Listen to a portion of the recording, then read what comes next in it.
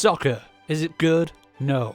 In soccer you play football, but not 11-a-side, instead it's 6-a-side, 5 outfield players and 1 keeper, and I've got a lot to say about those keepers. You can pick from 7 international teams, such as the big hitters like Brazil, and a little team called Great Britain. So I'm presuming this is the Olympics rather than World Cup. While there's different teams, every player looks the same, so there's no individual players and they all play exactly the same, which, that's fine, you'd expect that for an old game. There's 5 difficulty levels.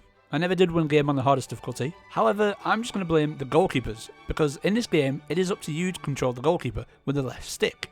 That is the same stick you use to chase an attacker with your defending player, which more often than not leaves your goal wide open and lets the attacker take the shot. But then you have to decide which way you're going to shoot, left, right or middle. There's no clue. You have to guess and or react to the attacker's shot.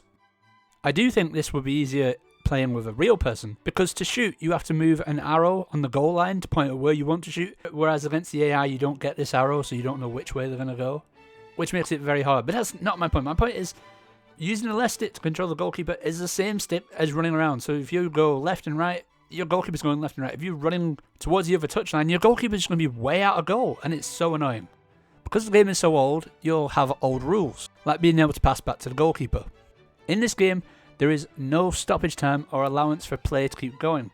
So even if you're inches away from goal, but the clock runs out, it is game over, which can be very frustrating. I was surprised, however, that this game does include corners, throw-ins and goal kicks, and free kicks if you include the offsides, which happen regularly if you don't keep an eye on where your attackers are.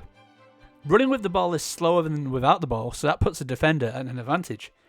However, it's not easy to pinch the ball away from your opponent, as there is no tackle button, so you have to run in front of the ball and hope that you leave the other side with it, or shimmy away from the attacker. The game's soundtrack does not scream 80s football to me. It's more 80s quiz show about sport, and wasn't very memorable. The graphics are very basic, especially on these unskippable cheerleaders that come out during halftime. If you do have real friends, you can play this game online or in person. But in terms of offline content, there's just nothing. Just a single friendly game, no tournaments, no leagues. So I doubt I'll be coming back. Unless someone watching this wants to have a 1v1 with me, my Nintendo ID is in the description. It's unlikely I'll ever play soccer again.